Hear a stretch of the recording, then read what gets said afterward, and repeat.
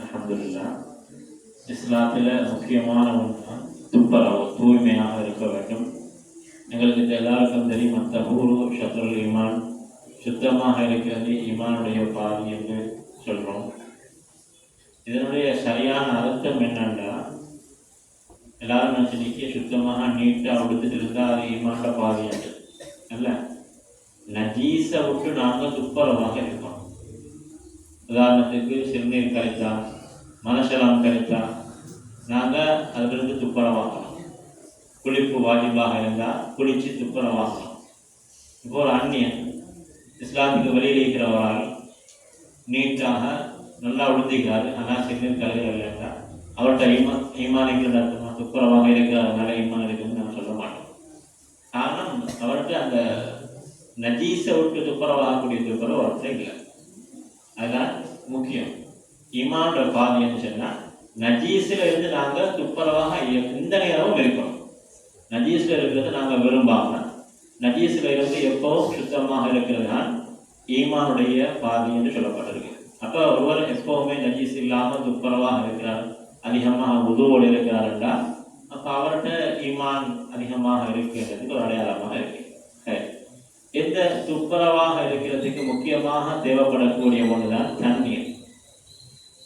இன்றைக்கு அதாவது தண்ணி என்று சொன்னால் எல்லா தண்ணியாலையும் எங்களுக்கு சுத்தம் செய்ய முடியாது. ஃபிக்ஹுடைய உலமாக்கள் அந்த தண்ணியை 3 வகையாக பங்கு வைப்பாங்க. 3 வகையாக பங்கு வைப்பாங்க. ஷோட்டாக சொல்கிறேன். முதலாவது மாவுன் தஹூர், அடுத்து மாவுன் தாகிர், மாவுன் நஜீஸ். மாவுன் தஹூர் என்று சொன்னால் அந்த தண்ணி தானும் துப்புரவு, பிறரையும் துப்புரவு செய்யக்கூடிய தண்ணி.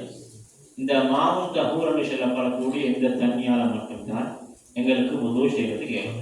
வேற எந்த தண்ணியாலையும் உதவு செய்யறதுக்கு இயலாது. மாவும் தஹூர். மாவும் தாகிர் என்று சொன்னால் அதாவது அது துப்புரவான தண்ணி தான், ஆனால் எங்களுக்கு உதவு செய்யறதுக்கு இருக்கிறதுக்கு இயலாது. மாவும் நஜீஸ் என்று சொன்னால் அந்த ரெண்டும் அல்லாத தண்ணி, நஜீஸான தண்ணி.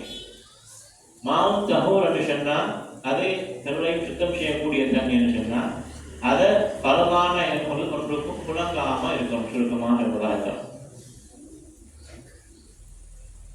மாவும் தஹூருக்கு உதாரணமாக கிணற்றில் இருக்கக்கூடிய தண்ணி, ஆற்றில் இருக்கக்கூடிய தண்ணி, கடலில் இருக்கக்கூடிய தண்ணி, ஹவுதில் இருக்கக்கூடிய தண்ணி, இது சுத்தமான தண்ணி, பிறரையும் சுத்தம் செய்யக்கூடிய தண்ணி. ஒரு பாலையில் ஒரு தண்ணி இருக்குன்னா அந்த தண்ணியால் நாங்கள் உதவு செஞ்சால் அந்த உதவு செய்யக்கூடிய தண்ணி, அதாவது உதவு முகம் கை கால் கழுவக்கூடிய தண்ணி இருக்கானே அந்த தண்ணி துப்புரவும். ஆனால் அந்த தண்ணியால் துப்புரவு செய்யறது, அதாவது சிறுநீர் கழுவுறதுக்கோ மனசலம் கழிச்சிட்டு கழுவுறதுக்கோ இருக்கிறதுக்கு இயலாது. அது இன்னொன்று பாவிக்கப்பட்ட தண்ணி. அந்த தண்ணி தான் சொல்லுவோம் மாவும் தாகிர். அந்த தண்ணியை அதாவது எங்களுக்கு இந்த நஜீஸை துப்புரவு செய்யறதுக்கு இயலாது. அதே போல வேற ஏனைய தண்ணிகள், தண்ணீர் ஏதாவது அதாவது டை இது போன்றவைகளை கலக்கப்பட்டால் இந்த இதெல்லாம் மாவும் தாகில் நாம் சேருமே வழிய மாவும் தஹூரில் சேர மாட்டார். அதாவது ஒரு பருந்துக்கு கழுவப்பட்ட தண்ணி. அந்த ரெண்டும் அல்லாத தண்ணி, அதாவது சாதாரணமாக ஒரு பாலில் அல்லது ஒரு கோப்பையில் இருக்கக்கூடிய தண்ணியாக இருந்தால் அதில் ஏதாவது ஒரு நஜீஸ் என்று சொல்லப்படக்கூடிய எந்த நஜீஸ் விழுந்தாலும் அந்த தண்ணி முழுவதும் நஜீஸ் ஆகும். உதாரணத்துக்கு ஒரு பள்ளி செத்து விடுவது, அல்லது ஒரு எலி செத்து விடுவது, அல்லது ஒரு பள்ளியுடைய நஜீஸ் விடுவது, எப்படி விழுந்தால் அந்த தண்ணி நஜீஸ் ஆகிடும். அது இல்லாமல் அதிகமாக இருக்கக்கூடிய தண்ணி, அதாவது குள்ளத்தீன் என்று சொல்வார்கள்.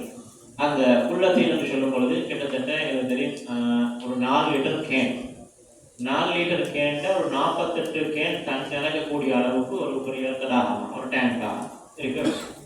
அப்படி இருந்தால் 4 லிட்டர் கேன்ல கிட்டத்தட்ட 48 கேன் நினைக்கக்கூடிய அளவுக்கு அந்த டேங்க் பெருசாக இருந்து அந்த அளவை தாண்டி தண்ணி இருந்தால் அதில் ஒரு நஜீஸ் விழுந்த உடனே தண்ணி நஜீஸ் ஆக மாட்டார். உதாரணத்துக்கு கவுல் எடுக்கலாம், கிணறு எடுக்கலாம். இந்த தண்ணி இப்போ கிணற்றுல அதாவது நாங்கள் மோட்டர் போட்டு தண்ணி ஏற்றுவோம்.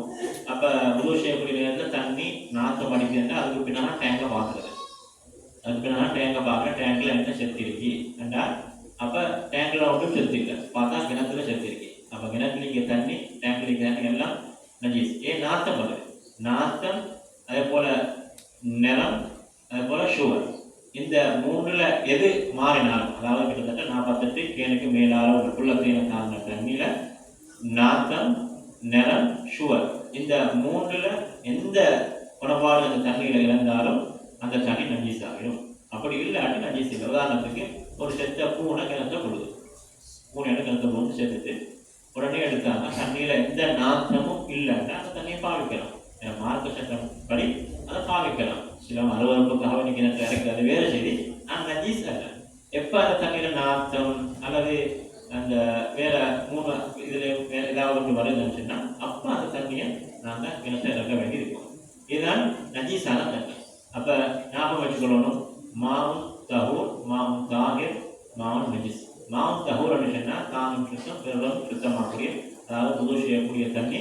உதவு செஞ்ச தண்ணியை இன்னொரு உதவு செய்யறதுக்கு இயலாது. அதாவது அதாவது பாலிகளில் உதவு செய்யறது குறவு, அதாவது இந்த டெப்புகளை உதவு செய்யறது பிரச்சனை. அந்த டெப்பில் உதவு செய்யக்கூடிய தண்ணியை நாங்கள் சேர்த்து வச்சு அதை உதவு செய்யறதுக்கு இயலாது. அப்படி சொல்லி செய்யறதா இருந்தால் குள்ளத்தை விட அதிகமானதாக இருக்க வேண்டும். அடுத்தது மாவும் தாகை, தான் சுத்தம் பிற சுத்தம் செய்ய மாட்டார், அப்படியான தண்ணி.